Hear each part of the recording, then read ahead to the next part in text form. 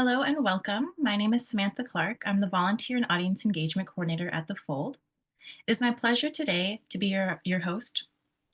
Today we have the Fold Academy with Hudson Lin, our Program Coordinator, here to give an introduction to self-publishing. Before we start, we just have some housekeeping rules. The workshop is approximately an hour long, which includes 15 to 20 minutes of questions and answers at the end. If you have questions during the workshop, please submit it using the Q&A box at the bottom of your Zoom screen. We are using Zoom's auto captioning function. Please note that some captions might not be transcribed correctly. However, all captions will be corrected when the recording is made available on YouTube. And yes, there will be a recording made available today. It will be uploaded to YouTube in the next week, and you'll receive an email with the link. I'm delighted to introduce Hudson Lin. Lin's books are heartfelt, gritty romances featuring queer people of color. Welcome, Lin. Take it away. Hello, everyone. Hi.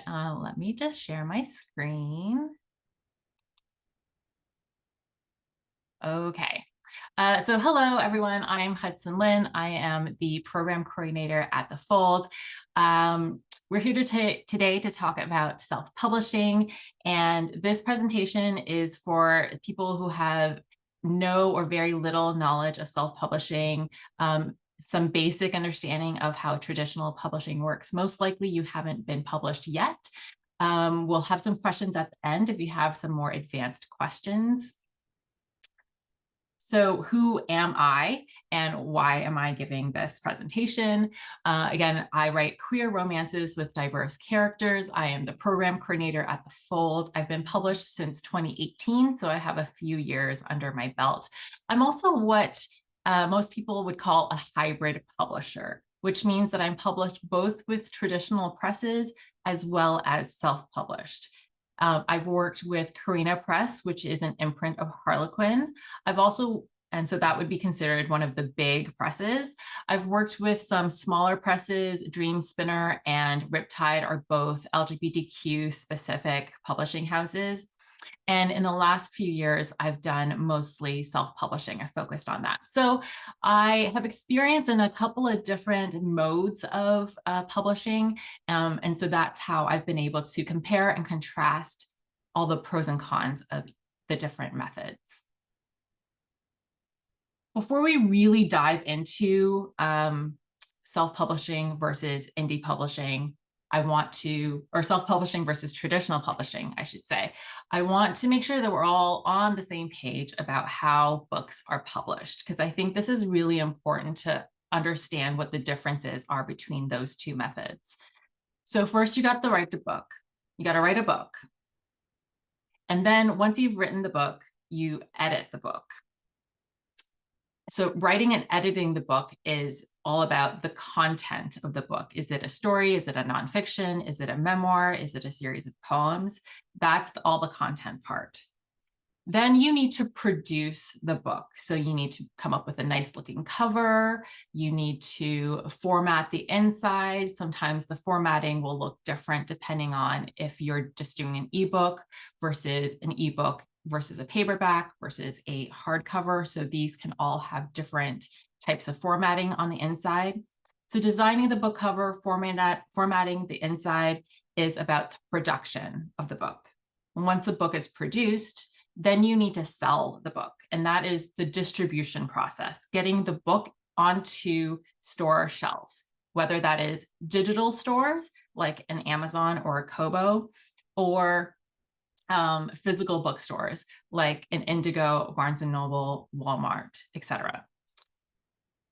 After your book is available for sale, you also have to market the book. You got to let people know, hey, my book is for sale, and this is what it's about, and this is why you might like reading it, and this is where you can find the book. And so talking to readers and letting them know where the book is, that's all marketing. So I've broken it down into these 6 steps of how to publish a book. And the thing to note here is that this process remains the same, regardless of whether the book is traditionally published or self-published. Every single book has to go through the same 6 steps. And really, the only difference is who manages this process. Is it a traditional publishing house that manages this process? Or are you, as a self-published author, managing this process? I want you to think about publishing a book as a project management, really. You're managing the project of publishing this book. So then the question is, who is the project manager? Is it the publishing house or is it you? Which leads me into traditional versus independent. And again, I want to make sure we're talking in the same language so that when I say traditional, you understand what I mean. And when I say indie or independent or self-published, you understand what I mean. Under the traditional side, I put all of the big New York publishing houses. So that would be your Simon and Schuster, Penguin Random House, HarperCollins.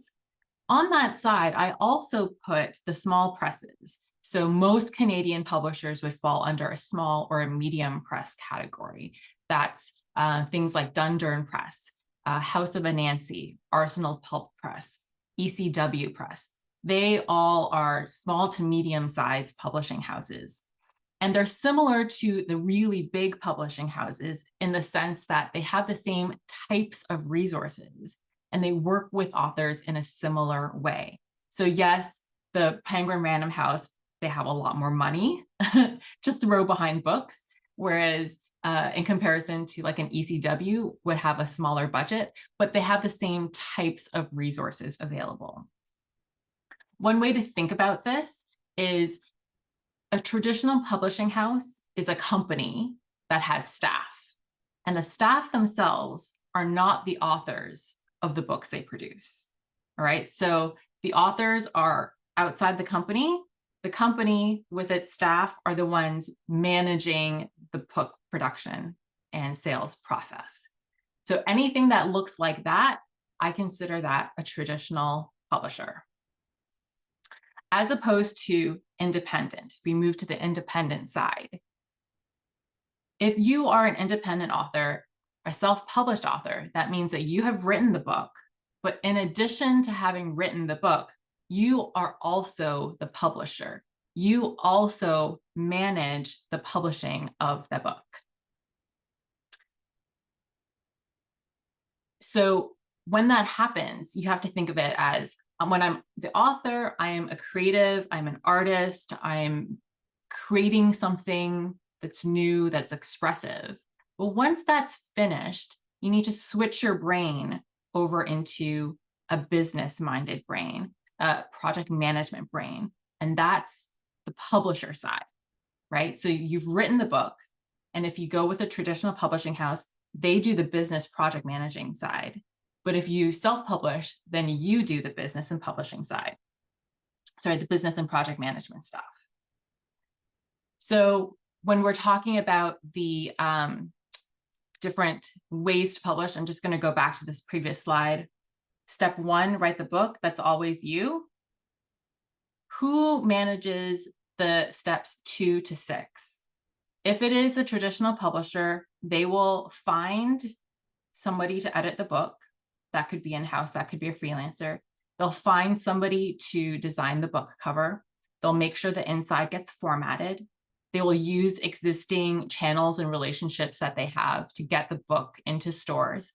And they may have some budget available to help market the book. If you're an indie published author, you find an editor or you self-edit. You find the cover designer and get the cover designed. You make sure the inside's formatted.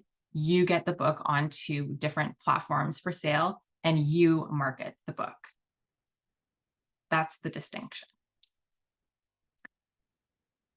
When we're going back to this slide, you'll notice that I have a little asterisk next to market the book under the traditional side. And I've put the asterisk there because many traditional publishers these days, they expect authors to do a lot of their own marketing. Marketing budgets these days are much smaller than they used to be, and they're typically reserved for the really big name authors. Most publishers tend to, put all of their eggs into the baskets of the big name authors, which means there's very little left over. If you're a new author, if you're untested, untried, they don't know how well your book will sell, they're not going to throw a lot of resources behind your book. Instead, they'll expect the author themselves to do the marketing. So most authors are expected to have their own online presence, to be very active on social media, to sometimes you have to pay for your own travel if you try to attend events. You might have to fork out money to have a launch party. So all of those things that we typically think, oh my gosh, once I'm published, they're going to send me on a book tour. Most likely not. Most publishers do not send authors on book tours these days. If you want to create a book tour yourself, you're free to, but that's not something a publisher typically does automatically. Okay, so I have talked about what is a traditional publisher, what are they responsible for, what is an independent publisher or indie author, an indie self-published author, what are they responsible for? Let's go into the pros and cons of each model, because there are pros and cons for each. There is no, one is not better than the other. It really depends on who you are, what you're looking for. For traditional publishers, what are they really good at? Well, one, they find all of the service providers for you. They find the editors, the cover designers, the formatters. Because they publish so many books, they have existing relationships with editors and cover designers and formatters. So they can use those existing relationships. They know that these people produce good work, and so they can produce good work for your book also. They also cover all the upfront costs. These things can get expensive. Really good editors, really good graphic designers can be very, very expensive. And so the publisher will pay them for those services. You, as the author, would not have to pay them. They have access to more retailers, and in particular, brick and mortar stores. So places like Walmart, Target, Shoppers, airport kiosks. They have existing relationships with all of these companies to be able to get books into those stores. As an independent author, as a self-published author, it's very difficult or impossible to get into any of those types of places. We just don't have access to the right people to have those kinds of conversations with them. All right, so they have a traditional trad pub has more access to retailers. They also have a lot of data. You know, they publish a lot of books every year. Hopefully they've been doing this for quite a while. So they have lots of data and experience with understanding what kind of books sell well, what kind of books don't sell well, what are readers looking for at the moment. And ideally they would use that data and that experience to help make your book succeed. What are some of the drawbacks of publishing with a trad pub house? Well, you don't have a lot of control. As the author, you have very little control over things like where books are sold. So I mentioned that the trad houses have a lot of access to retailers like Walmart and Target and Shoppers. However, just because they have those connections does not mean they will use them for your benefit. So just because a Penguin Random House can get a book into an airport kiosk, it doesn't mean that they're going to get your book into that airport kiosk, right? So you don't have control. You can't say, I want my book in Walmart, make my book available in Walmart. They make those decisions. You also don't have final approval over your cover. Most publishers will allow you to give input into the cover. They want to know, what does the character look like? What's the general vibe of the book?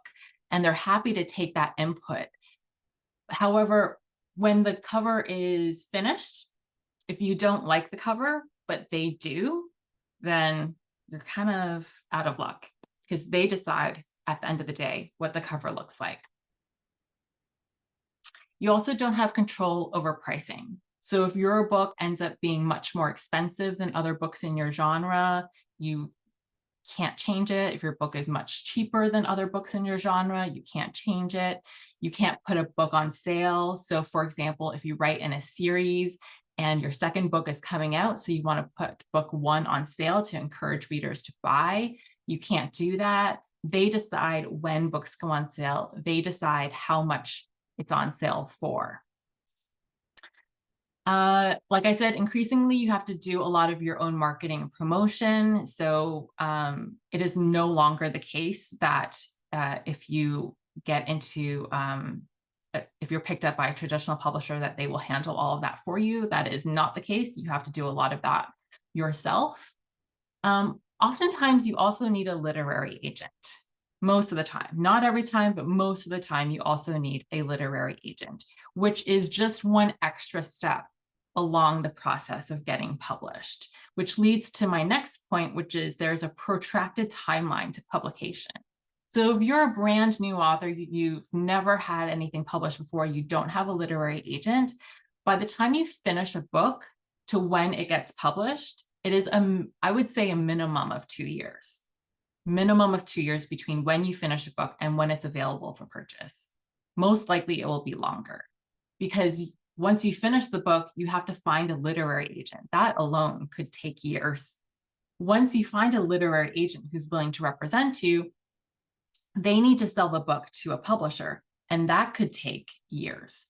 Once a publisher has agreed to buy the book and publish a book, they have this whole process of edits and production and distribution, and that often takes a long time too. So it is a very long timeline. Royalty rates are also lower because you have to pay your publisher a cut of sales, and you have to pay your literary agent a cut of sales, and whatever is left over at the end of the day is what you get. And royalty rates are often not great. So from what I understand, ebook sales, you can have, usually royalty rates are about 50%. So the publisher takes 50% of net sales and you take 50% of net sales. From your 50%, you have to pay your literary agent. Most literary agents charge 15%. So they'll take 15% of your 50%. So you end up with even less. That's for digital books. For paperbacks, royalty rates are about 10%. So publisher will take 90%, you take 10%. You have to pay your literary agent 15% of your 10%. So what you get at the end of the day is quite a small amount. Those would be the cons of traditional publishing. If we move to indie publishing, it is kind of just the reverse, but I would like to frame it in a different way to understand why it is a pro and a con when you flip it. So when you're independently published, when you're self-published, you approve all the book covers. You don't like what a graphic designer has given you, you don't have to use it. You can push back and say, make these changes, or I'm going to find a different person to create a cover for me. You have 100% approval over book covers. You also decide how much you want to charge for your book, when to put a book on sale. You can also decide where books are sold. So if you, on principle, really dislike Amazon, you dislike Jeff Bezos, you don't want your book sold on Amazon, that's your choice. You do not have to put your book on Amazon. It's also a very short publishing timeline. I have friends who finish a book and then the book is available for sale something like 2 weeks later. These are very experienced authors who do a lot of self-editing, who have their entire publishing process already in place, so they can turn books around super, super fast. That also means you can pivot very quickly if something isn't working. If you've published a book and you're looking at the reviews and they say that, oh, I loved this part of the book, but I didn't like that part of the book. When you're writing your next book, you can accommodate that. You can give readers more of what they want and less of what they don't want very quickly and see, okay, did that work? No, let me tweak a little bit more. Let me tweak again. Let me tweak again until you find something that readers really like. Or say you're writing vampire romances, and all of a sudden vampires go out of style. Nobody's reading vampires anymore. They want werewolves. They want the fuzzy, shifting werewolves. Well, guess what? Your next book, you can ditch the vampires and start writing werewolves and get that book out while the trend is still hot. So you can respond very quickly to the market. Royalty rates are higher. Like I said, you don't have to pay a cut of royalties to publishers. You don't have to pay a cut of royalty to literary agents. You keep all of that for yourself. On the flip side, there are some cons. You have to find service providers, and that can be a process of trial and error. You're trying to find an editor that you work well with. You're trying to find a graphic designer who has the right style that you like, that you can communicate well with. This is all a trial and error process. It can take a few times. It can take a bit of time to find the people that you work well with. And like I said, some of these service providers, especially if they're very experienced, if they have a lot of qualifications, if they've been doing this for a long time, they can be quite expensive. But just put a pin in that, because I'm going to talk about some ways to try to limit the cost of these service providers.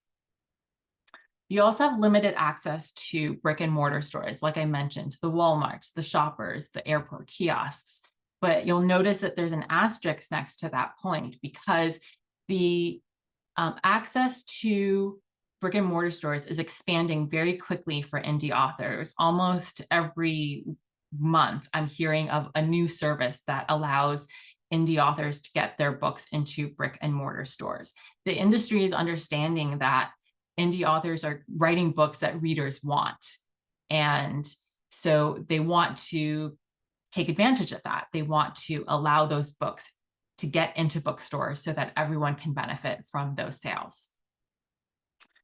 Market research is daunting. There's a lot to do in market. It's huge. Market research is huge. It's a very big undertaking. And if you're an indie author and you want to understand what the market is doing, if you want to write books that readers want, it is a lot of work to do the market research, to understand what kind of data you need to collect. How do you analyze that data? What kind of conclusions do you need to draw from that data? That's all to say that indie publishing has a very, very steep learning curve. I will admit, there's a lot of information that you need to learn, a lot of things that you need to put in place to publish your first book.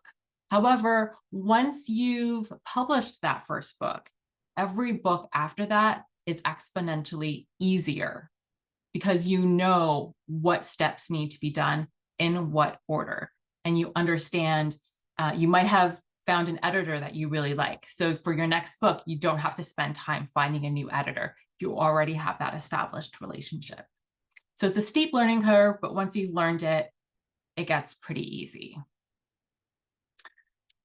Okay, so that's the difference between indie and self-publishing. I just want to recap. Remember, step one, write the book. That is you as the author. That's the definition, what it means to be the author. You write the book. But then from step 2 to 6, it depends on who is managing that process, who is overseeing that process, who is making sure that things get done to the right quality, to the right standards, who is making sure it's under budget, within budget, who is making sure it's being done on time. That's all project management stuff. And that's really all publishing a book is about. Who's managing that process? On the traditional side, for editing the book, for designing the book cover, for formatting the inside of the book, they could do that in-house. Really large publishers have in-house editors, have entire art departments, have people who produce the work or produce the book. So they could do that in-house, but a lot of them also hire freelancers. There are tons of freelance editors and tons of freelance graphic designers that work with big publishing, or even small and medium-sized publishing houses. And the key here is that those same freelancers who work with the trad publishers, they often also work with self-published authors. So you as a self-published author can hire the exact same person to edit your book, to design your book cover, which means that the quality of work you're getting is the same. If it's the same person designing the book cover for a traditionally published book and your book, they're going to produce the same kind of art, the same quality of art, right? So keep that in mind. Just because a book is self-published, just because you are managing the process, does not mean that that book is of poor quality, is a bad book, because you can hire the exact same service providers and create a product that is just as good. Distribution and marketing, steps 5 and 6. Like I said, the traditional publishers have established networks, established systems in place to distribute the book. There are a lot of platforms that have been created for self-published authors for you to access a lot of those same marketplaces, especially digitally. And I've listed a few on here. I will go into them in more detail in a bit. And marketing the book. On the trad side, they may have some in-house publicists that they'll assign to work with you. They may have some connections with book reviewers to help get the word out, but you still have to do a lot of the legwork yourself. And I have friends who are traditionally published who then spend their own money to hire their own publicist because their publisher wasn't doing enough for them. And then on the independent side, marketing the book, again, is you. You have to do it yourself. All right, so that's the main difference between traditional publishing and independent publishing. What the second half of this I want to talk about is, if you are interested in self-publishing your book, how do you go about doing it? I want to give you resources. I want to point you in the right direction to understand what your options are and where you can find more information and where you can find service providers. So that's the first thing, service providers. We have editors, cover designers, formatters. Those are the 3 main types of service providers you would need as a self-published author. For editing, if anybody has a critique partner, so with editing, let me step back. Editing, you can have different kinds of editing. Developmental edits are the big picture edits. So things like, what's the plot of your book? Is the pacing good? What's the kind of character development? Is that good? Those are the big picture developmental edits. Then you can have line edits or copy edits, which is at the sentence level. Is this word being used correctly? Is this sentence structure weird? Is the comma in the right place? Then lastly, you have proofreading, which is typos, finding the typos in the manuscript. That order also goes from most expensive to least expensive. So development edits are most expensive, proofreading is least expensive.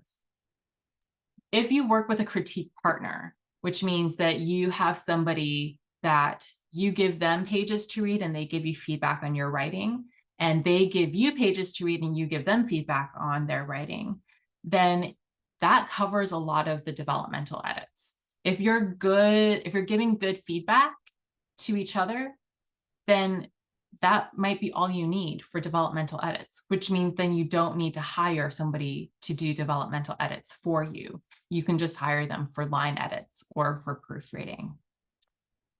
Beta readers are people who read widely in your genre. They are often book reviewers, and they can read your book after you've finished writing it and give you feedback on what's working, what's not working. Again, that is developmental edit level feedback. Most beta readers are free. Some beta readers ask you to pay them.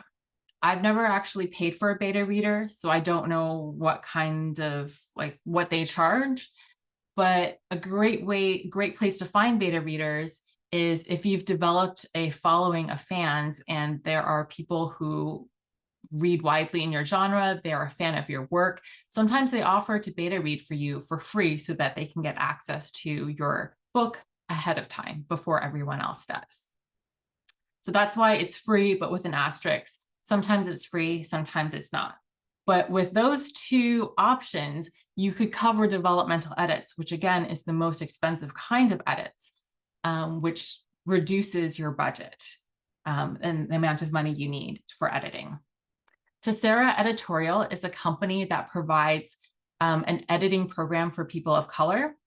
And once you've gone through that program and you've graduated and learned how to edit, you join their company collective. They have lots of editors listed on their website. The editors specialize in different genres and different types of editing. You can go through their profiles and see if there's one that sounds like you could work well with. Most editors will give you a sample edit. So you give them a few pages, they will edit for you, give it back for free. And you can see, do you like the type of feedback they give you? Do you think you could work well with them? Most editors charge per word. So it's like 1 cent a word or half a cent a word. So if that's listed on their website, then you can do some calculations based off the length of your book and see how much their services might end up costing. Next category is cover designers. And with covers, there's two main types. You can get a custom cover, so it's completely designed from scratch for you, or a pre-made cover where the graphic designer has already created the cover based off of genre expectations. So a fantasy cover often looks like this, and they'll create a cover that has those elements.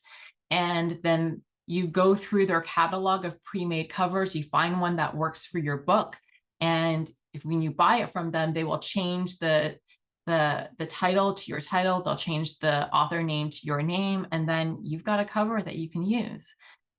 Pre-made covers can be really, really affordable. They can range from $10, I've seen sometimes, up to $400 sometimes for the very involved fancy covers. If a designer is in high demand, they'll charge more. So there's a whole range, $10 to $400. Custom covers usually start around $200, and they can be limitless. They can cost like hundreds, sometimes thousands of dollars if you get a really, really good, famous designer.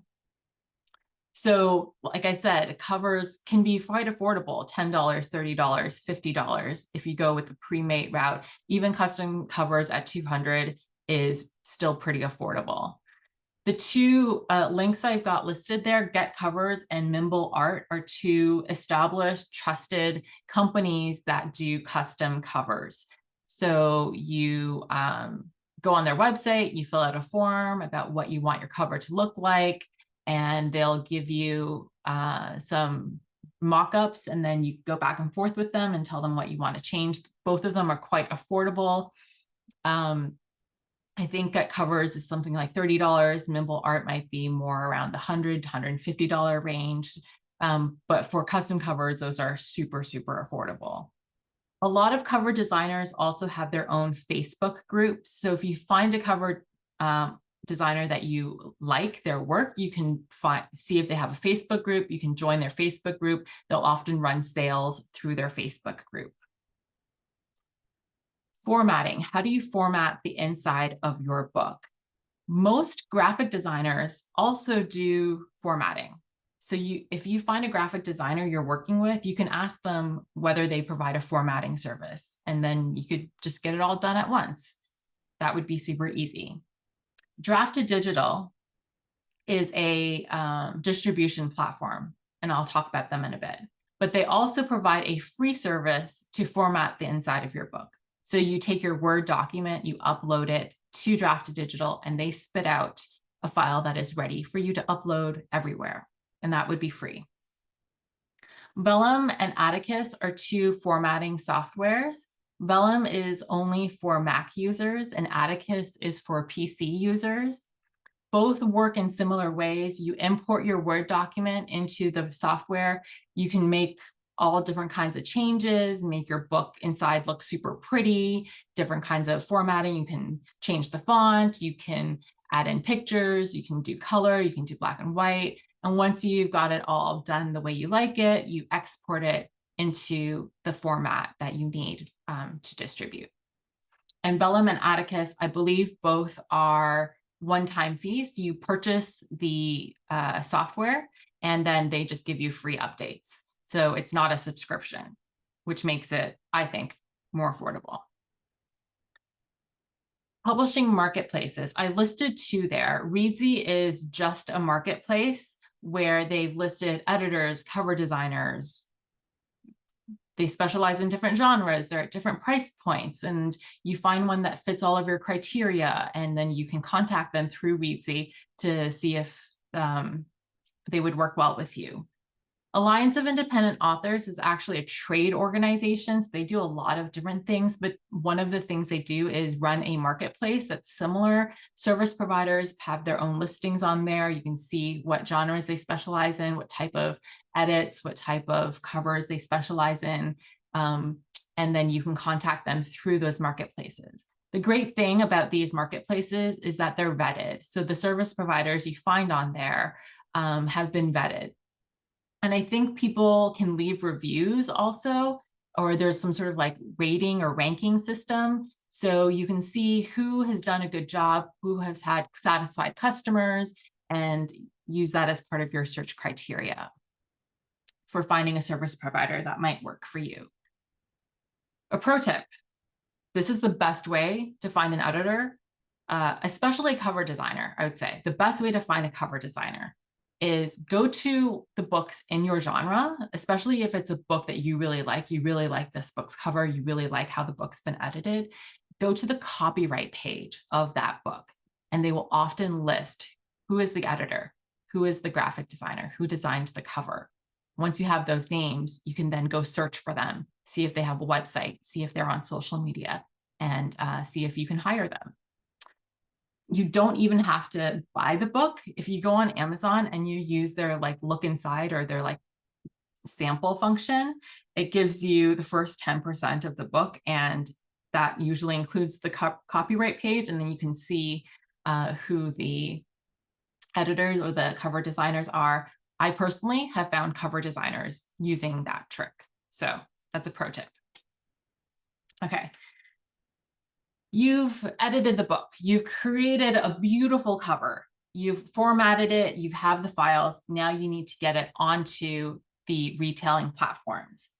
I have here, again, 3 categories. The first one is online direct. So these are your digital online retailers like Amazon, Kobo, Barnes & Noble, Apple, and Google. Those are the 5 major online retailers in English-speaking markets. Amazon and Kobo, and to some extent Barnes & Noble, have really good user-friendly platforms that a self-published author can use and get your book available onto those platforms. Apple Books and Google Books are some of the worst designed things I've ever seen in my entire life. It's super ironic given how big Apple and Google are, how much they care about user interfaces. They are just awful. Their platforms are impossible to use. So instead of trying to upload your books directly to Apple or directly to Google, I would go through an aggregator like Draft2Digital. So Draft2Digital is an aggregator. You upload your book to their platform, and they will distribute to Apple, to Google, to a whole slew of other retailers that are more popular in non-English speaking marketplaces. They also distribute to Amazon and to Kobo, so you can still use Draft2Digital to go everywhere. But I recommend going directly to Amazon and directly to Kobo because their platforms are really easy to use. And also then you don't have to pay a cut of royalties to Draft2Digital. So this is the thing with any kind of distributor or retailer, you have to pay them a cut, right? When you sell a book on Amazon, Amazon will take a percentage of that sale, and then you get the rest of it. Same thing with Kobo, same thing with Barnes & Noble. Draft2Digital, if you go through Draft2Digital, then Amazon will take their cut, then Draft2Digital will take their cut, and then you get whatever is left over. If you remember what I said earlier about traditional publishers and how they take cuts of your royalties, These cuts are included in that. So if you're published through a traditional publishing house and they make your book available on Amazon, Amazon takes the first cut. Then the publishing house takes another cut. Then your literary agent takes another cut. And then you get what's left over. So keep in mind that everybody needs to get paid, and your royalties is how they get paid. So when you go directly to Amazon, you take a larger chunk of the overall sales. If you're going through draft to digital, you'll take a smaller chunk. If you're going through a traditional publishing house, you'll get an even smaller chunk. Okay, that's all on the digital side. Paperback side. Ingram Spark is, again, a platform used by self-published authors to get your physical books into physical bookstores. So Indigo will buy books wholesale from Ingram Spark to be available in their stores. Independent bookstores can also buy from Ingram Spark wholesale to stock their shelves. I was recently contacted by an independent bookstore in Australia who was like, when's your next book coming out? When is it available on Ingram Spark? We want to stock it on our shelves. I have a friend who is indie published, self-published. Her books are available in Indigo. If you live in the Toronto area, it's in the Yonge and Eglinton Indigo, which is one of the largest bookstores in the city. So she got her book stocked there because Indigo just went on to Ingram Spark and bought it from there. Amazon KDP is the same platform as the digital one I mentioned.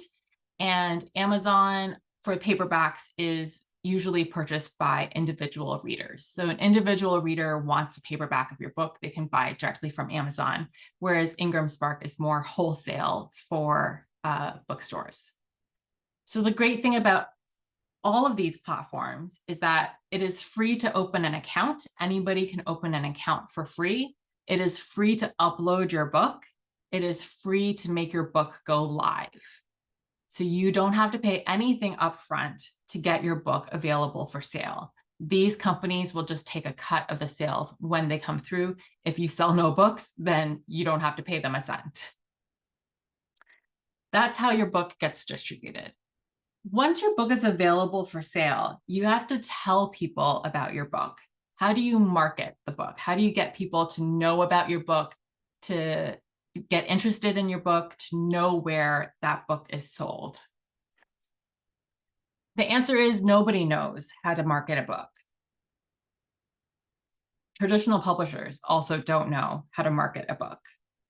It's kind of a crapshoot. There are best practices like good social media presence, like having a newsletter, so doing email marketing. Book reviews are often considered a good thing. Appearing at in-person events like festivals are often said to be good, but do any of those things actually influence how well a book sells? No one really knows. That is the hidden secret, the dirty secret of publishing, is that no one really knows what makes a book sell. There are books that are super, super promising that publishers think this is gonna be a bestseller, and then it goes nowhere. And then sometimes you get a book that's like, no one thinks this book is very interesting. All of a sudden, it's at the very top of the New York Times bestsellers list. Nobody knows. So that's why this page is blank, because I don't know what to tell you. You can try different things, and good luck.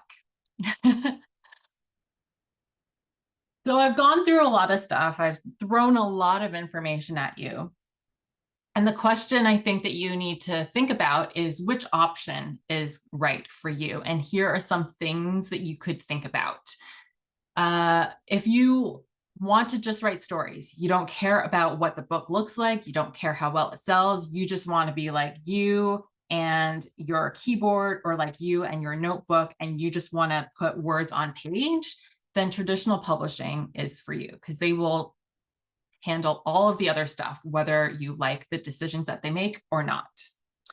If you are a control freak, if you like controlling, making all of the decisions, if you don't like being told no, if you're a rebel and you don't like being told you must do this and you cannot do that, then self-publishing is for you, because no one is going to tell you what to do. No one will make decisions on your behalf. You get to be in total control. If you want to be really innovative and cutting edge, self-publishing is also for you. The whole craze right now around special editions and having shelf trophies, that all started in the self-publishing space. Self-published authors started creating these really beautiful, fancy looking books, and they were selling really, really well, which is how then traditional publishing houses started making those as well. They're doing a lot of really cool things around Kickstarter at the moment, where they have like special character art and like really fancy special editions and so many different things. It's really, really innovative. So if you like being on the cutting edge of publishing, self-publishing is where you want to be. If you are anywhere in between those two extremes, you can go either way. One is not better than the other. There are just different pros and cons. And the best thing about this is you can always switch. If you have tried traditional publishing and you're like, it's not for me, I want to be able to control more things, you can switch to indie. If you started out indie and said, this is way too much, I can't handle it, you can still go back and try to get traditionally published. You can do both at the same time. There are plenty of authors who work with a traditional publishing house and self-publish their books at the same time. Just a really quick word of warning right now is that becoming a published author is like a lot of people's dreams, and a lot of people will do almost anything to be published. And there are people out there who will take advantage. There are malicious actors who will try to scam people out of your hard-earned money in order to publish you. They have different names, and the names always change. Sometimes they've been called vanity publishers, sometimes they've been called hybrid publishers. But I want you to be aware that if they're calling themselves your publisher, you should not be paying them a single cent. If they are a publisher, they call themselves a publishing house, they should be covering every single upfront cost until the book is on the bookshelf. The kind of confusing part here is there are companies that provide publishing services. And if they do that, they will be very clear about you pay X amount for editing, you pay X amount for cover design, X amount for marketing services. They won't ask you to pay an amount to publish. That's too broad, that's too general. There are too many things covered under that. So publishing services company will help you publish a book, but they would never call themselves your publisher. If someone is calling themselves your publisher, you should not pay them a dime. All right, my last slide, I know we're running long, is a list of resources. The first section here is read. These are blogs with lots of articles for you to go read all about different things to consider when self-publishing. Listen is a series of podcasts that I personally listen to. They do interviews with authors, with publishing professionals. They talk both about the business side of self-publishing as well as the craft side of like writing craft. And then to connect is really important. Self-publishing is a community. Once you get yourself plugged in, you learn so much from other authors. Through social media, like I said, editors, especially cover designers, are active on social media. The book reviewers, your book talkers, your bookstagrammers are on social media. Facebook is where it's at for sort of insider knowledge of what's happening. So you can find self-publishing groups, you can find genre-specific groups. And then the last one is in-person conferences. Author Nation is this really, really huge conference that happens every year in Las Vegas. There are also smaller genre-specific conferences that are geared toward authors and teaching authors how to self-publish and how to become better authors. They can be very expensive because you have to pay for travel, but they are also really, really good places to network and meet people and to learn from your peers. Okay, so that's all I have, which is I know a lot. But let's switch to questions. What is the average budget for books, whether it's traditional published or self-published? Okay, like I said, this can range widely, and I don't know what that number would be for a traditional publisher because traditional publishing houses do not share their budgets with their authors. So the authors have no idea how much their editors are being paid. They don't know how much their cover designers are being paid. For a self-published author, like I said, if you know how to edit yourself, if you have good critique partners and you are know how to proofread for yourself, you could not have to pay for editing at all. Some self-published authors I know are also graphic designers in their own right. They have those skills. They can create their own covers. Some authors I know have gone out and learned how to be graphic designers. They've taken courses on graphic design so that they can create their own covers. If that's the case, then you don't have to pay anything at all for that. Those are the two largest expenses during the production of a book. And like I said, you can go super, super expensive also and get like the top-notch editor and the top-notch cover designer. So it can vary widely. Okay. Number two, I use Canva to design covers, was told that some of their templates, despite being free on their site, may not be royalty free and the original artist can or may sue you for that. Yes, I would be careful about using Canva because they say they're free, but you have to go and read the terms and conditions. You have to go read the licensing, and that language can be quite tricky and difficult and hard to understand. So I think in some cases it's fine, but not every single image that they have and every single template they have might be fine. Like some might trip you up. So you have to read all of the licensing language. There are some stock photo websites like Deposit Photo is the one I use. It's very affordable, and you can download stock images for that. Again, every image has its own licensing requirements, so you have to look at the licensing to make sure that you are allowed to use it. If you use AI to design your cover, can I be sued if it's found out later that AI used copyright work from artists as part of their data set? I do not know. AI is the wild, wild west right now. Things are changing very, very quickly. And so even if I had an answer for you today, it might change in 2 weeks. It might change in a month. Governments are playing catch up in terms of legislation around what is allowed, what is not allowed, what is considered theft, what is not considered theft. So I don't have a good answer for you. I would just say, if you're at all worried about it, if you're at all concerned, I would steer clear of it for now. I do know a lot of very successful self-published authors who think that, who use AI are totally comfortable using AI. But that again goes back to the licensing. So if you're using something like Midjourney to create an image, you need to look into their terms and conditions and understand what you're allowed to use those images for. Smashwords and Lulu, advantages, disadvantages versus the others you mentioned. Smashwords is great. Smashwords is an online retailer. I didn't mention it mostly because it is, I don't know why. It's a great platform.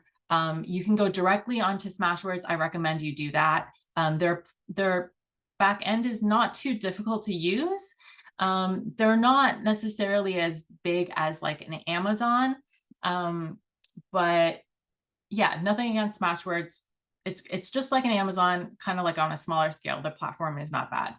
Lulu, I heard, is quite expensive. So Lulu, I believe, is for paperbacks. And so you can upload your books, and if someone wants to buy it, they will buy your book. They will print one copy of your book and send it to them. I believe that's how it works. I've heard that their rates are more expensive compared to Amazon, compared to Ingram Spark. I've not used Lulu myself, so that's just what I've heard. Can audiobooks be helpful for indie authors to sell and market books? Yes, yeah. People love audiobooks.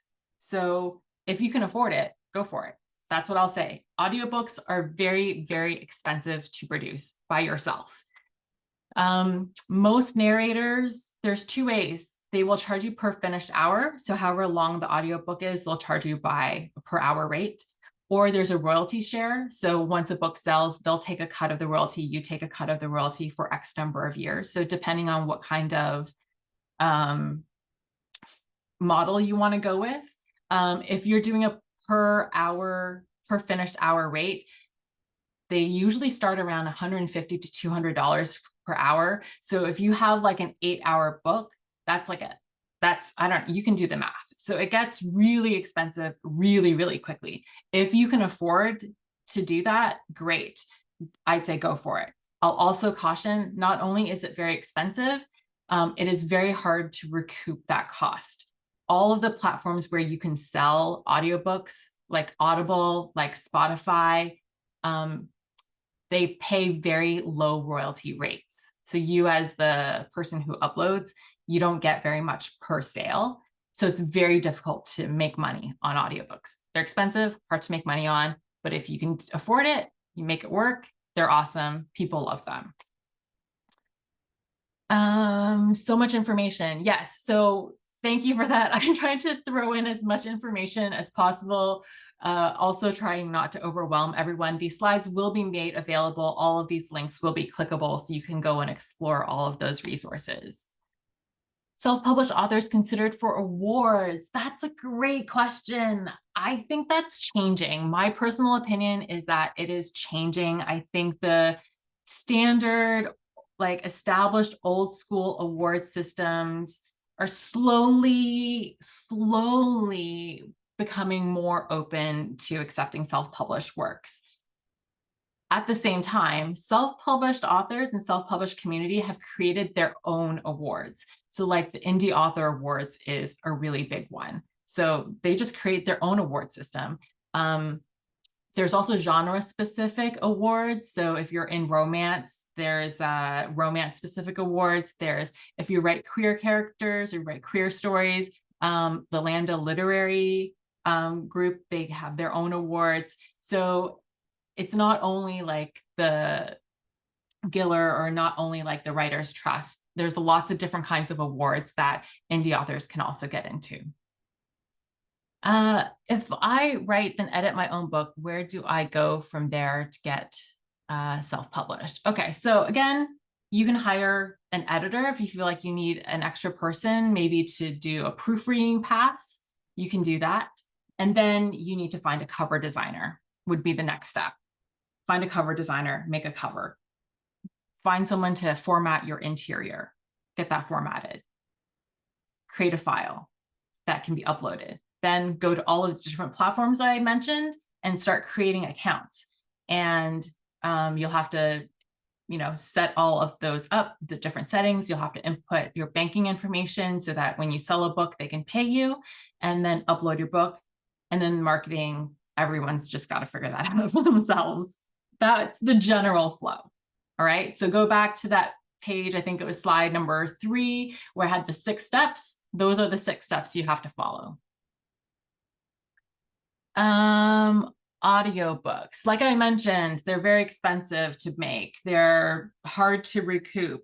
If you are interested in creating them, Audible would be the easiest avenue. ACX is their self-publishing platform for Audible. They have a marketplace of narrators where you can put your book up for auditions, and then the narrators can send in auditions and you can find a narrator that way. That would be the easiest, most accessible way to start with an audiobook.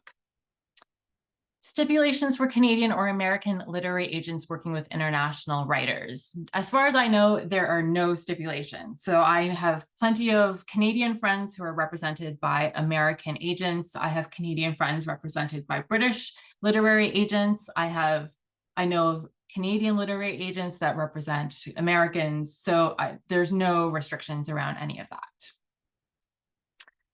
Tips for, thank you for the session. Thank you for coming. I really appreciate everyone being here. And any tips for books that may end up turning into movies? I don't know anything about turning books into movies, but that would be super cool if you could make that happen. I would not worry about that at this stage. If you're still at the point of getting your first book published, I wouldn't worry about movies just yet. Get your first book out there, figure out what the self-publishing process is. Movies is like advanced level stuff. You'll get there. You'll get there. All right. Thank you everyone for coming. Yes, this recording will be made available. You'll get an email next week with the link. Thank you. I think I'm going to throw it back over to Sam, who's going to share some closing remarks, closing information. Yes, thank you so much, Lynn. That was so informative. I learned a lot, and I hope everyone else watching learned a lot too. I just want to say thank you, everyone, for being here today. So I just have some closing slides just to wrap up today's event. So as Lynn mentioned, if you'd like to rewatch this webinar, it'll be made available on YouTube, and we will send the link to that once that is made available. All right, and if you're really interested in our Fold Academy workshop series, we have another one coming up on March 22nd at 12 p.m. with author Amanda Leduc. Amanda will be talking about how to build a life as a disabled writer. Registration for this event will be available on Tuesday or Wednesday next week. And on Monday is our last day to buy our 10th anniversary Fold Book Lovers box, which includes a limited edition t-shirt that won't be available after sales close. So be sure to grab yours by heading to our website, thefoldcanada.org/anniversary box. And we just wanted to mention our short survey that will only take about 3 minutes to complete. We would love to hear your feedback on what's working and what's not and what you'd like to see in the future. I'm just going to plop the link in the chat right now, so it is there now. Be sure to click on that. We really appreciate the feedback that we receive. So yeah. And lastly, um, we are very committed to keeping these Fold Academy workshops free for all. To do so, we depend on the generosity of our supporters. So if you find value in today's Fold Academy, and if you've attended other Fold Academies, it'd really mean a lot to us if you could support us by providing a monthly or a one-time donation. And to do that, you can head to thefoldcanada.org/donate. And thank you so much for being here. I hope you have a great weekend. Bye.